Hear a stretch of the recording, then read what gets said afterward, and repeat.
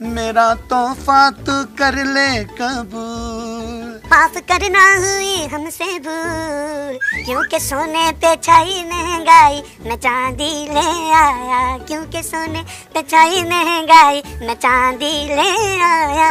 भाभी को एक सॉन्ग डेडिकेट कर दें। दिल दियां गल्लां बैके करांगे नाल नाल। लोगे कर लो पाए।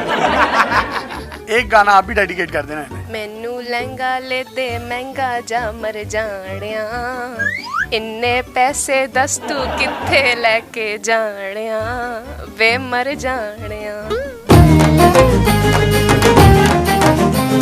अस्सलाम वालेकुम नाज़रीन, आपका मेज़बान यासिर शामी आपकी खिदमत में हाजिर है और आप देख रहे हैं डेली पाकिस्तान। ये हैं सोनिया, जिनकी उम्र 18 साल है और मेरे साथ बैठे हैं शुकेब, इनकी उम्र भी 18 साल है। इन्होंने छोटी उम्र में शादी की। जिना का बाइकआउट करने के लिए हमने 1 साल पहले जो मुहिम चलाई, उस मुहिम का हिस्सा बने और निकाह को आम किया। सोनिया इंग्लैंड में हेल्थ एंड सोशल केयर की स्टूडेंट थी और रिसेंटली डिग्री कंप्लीट करके पाकिस्तान में आई। शुकेब जो है कोई काम नहीं करते, लेकिन इनका ये एतकाद था कि हमारे प्यारे नबी ने भी फरमाया कि अगर आप फाइनेंशियली स्ट्रॉन्ग होना चाहते हैं तो रिज़्क औरत के नसीब का होता है, लिहाजा आप निकाह कर लें। इन्होंने इनके घर में रिश्ता भेजा, इन्होंने साफ इनकार कर दिया कि मैंने अभी शादी नहीं करनी। उसके बाद शुकेब ने सोनिया से फोन पर बात की और इसको बताया कि मैं छोटी उम्र में शादी इसलिए करना चाहता हूँ ताकि हमारे मुआशरे से जिना का खात्मा हो और निकाह को आम किया जाए, और यही सुन्नत रसूल है। ये बात इनके दिल में उतरी। 9 जनवरी 2020 को ये शादी के बंधन में बंध गए।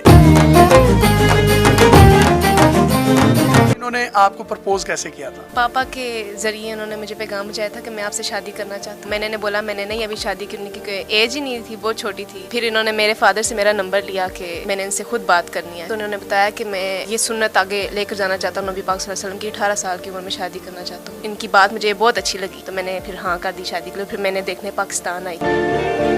आपको ये कैसे पता था कि ये इसी बात से जो है वो इम्प्रेस हो जाएगी? मैं इनसे जब पहली दफ़ा बात की तो मैं इनकी नेचर को समझ गया था, तो इन्हें मैंने कहा कि मैं आपको पसंद करता हूँ, आप पाकिस्तान आए। तो ये पाकिस्तान आए, हम 1-2 दफ़ा बाई डेट पे भी गए हैं। हलाल डेट थी वो? जी हलाल डेट थी, क्योंकि हमारे इनके और वो डेट फादर के सामने हुई थी। देखे ना, ये कितनी जबरदस्त डेट है। मेरी मदर भी इसमें एग्री थी, इनके फादर भी एग्री थे, सब एग्री थे। मैं बहुत खुश था क्योंकि मेरी शादी होने जा रही है। बहुत तंग करते थे मामा को अपनी कि मेरी शादी करें, मेरी शादी करें। और अब इनका छोटा भाई भी, वो भी कहता है मैंने 18 साल की उम्र में शादी करनी है। उसकी एज कितनी है? वो भी 17 है। चले जी, उसकी भी 18 साल की उम्र में ही शादी होनी चाहिए। वो भाई के नक्शे कदम पर चल रहा है। इन्होंने एक बड़ी खूबसूरत बात की कि हम डेट पर गए, लेकिन मेरे वालिद यानी इनके वालिद साथ थे। इन्होंने एक्चुअली वहाँ पर वालिद साहब के सामने बैठकर एक दूसरे से बात की। वालिद साहब ने आपको कुछ कहा नहीं कि क्यों मेरे साथ ही क्यों मिलना चाहती हो? वो मुझे इसलिए साथ लेकर गए कि आप देख लें, आप पसंद कर लें मेरे सामने, अगर आपको पसंद है तो फिर हम हाँ करके दे। जब मैं इनके साथ मिली तो मुझे बड़े अच्छे लगे, इनकी नेचर भी बहुत अच्छी थी, बात करने का तरीका भी बहुत अच्छा था। तो फिर मैंने अपने फादर को बोला कि ठीक है। आमतौर पर हमने देखा हमारे मुआशरे में वालिदैन बेटियों की रजामंदी होती है, उनकी मर्जी है, उनको नहीं पूछते। और खास तौर पर middle class, lower middle class नापसंदीदा करार देती है कि बेटी को दामाद के साथ निकाह से पहले मिलना है और उनकी आपस में बातचीत करवानी है, तो ये तो एक बड़ा मसला बन जाएगा। तो आपके फादर ने क्यों स्टेप उठाया? मेरी 2 बड़ी सिस्टर्स हैं, उनकी लव मैरिज हुई हुई है, और मेरे फादर से पूछ के और उन्हें बता के, तो जब मेरे फादर ने मेरे से पूछा कि अगर आपको कोई लड़का पसंद है तो आप मुझे बता दें, मुझे कोई इतराज़ नहीं, क्योंकि हमारे इस्लाम में भी है कि पूछा जाए लड़की से। तो उन्होंने मेरे लिए पसंद किया, तो मैंने कोई इतराज़ नहीं किया इसके ऊपर। वो वालिदैन जो अपनी बच्चियों की मर्जी के आगे जो है वो अपनी अना को ले आते हैं और उनसे नहीं पूछते, शादी से पहले मिलवाते भी नहीं है, क्योंकि ये कोई गुड्डी गुड्डे का खेल तो है नहीं। 4 दिन का, ये पूरी जिंदगी आपने गुजारनी होती है। आपको एक वो पार्टनर चाहिए होता है जिसके साथ आपकी अंडरस्टैंडिंग बहुत अच्छी होनी चाहिए। तो उनको कोई पैगाम देना चाहें? आप पहले अपने बच्चों से पूछ लें, लड़के से भी और लड़की से भी, कि आपको कोई पसंद तो नहीं है, आप किसकी में रजामंदी है। अगर हम पसंद कर लें तो कोई पसंद नहीं है, तो ज़रूर पूछना चाहिए। जब हमारे इस्लाम में ये बात है तो फिर तो कोई बात नहीं रह जाती है।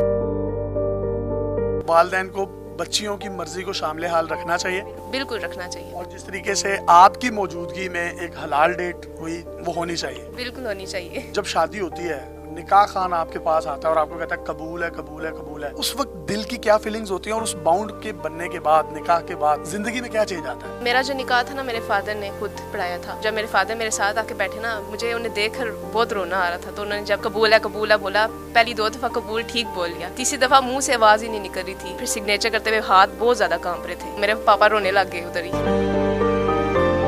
असल में इस्लाम की रूह भी ये है कि आपका निकाह आपका महरम करवाए, आपका बाप करवाए, आपका जनाजा अगर बीवी है तो खावंद करवाए। लेकिन अब हम लोगों के मुआशरे में निकाह के लिए इतना उसको मुश्किल कर दिया गया है कि आपने निकाह खान को बुलाना है, उसको 20,000 रुपया देना है, एक इतनी बड़ी फाइल है वो बनेगी और पता नहीं कौन कौन से कानूनी लवाजमात उसके अंदर ऐड करके उसको इतना मुश्किल बना दिया गया कि अगर कोई शख्स निकाह करना भी चाहे तो उसको सबसे पहले अपनी जेब में 20 से 30,000 रुपया निकाह खान को देने के लिए होना चाहिए। एक्चुअली वो निकाह जो है आपके बाप को, आपके भाई को या आपके किसी भी महरम को करवाना चाहिए, खर्चा भी बचाना चाहिए। और इनके बाप ने इनका निकाह अपने दामाद के साथ खुद करवाया।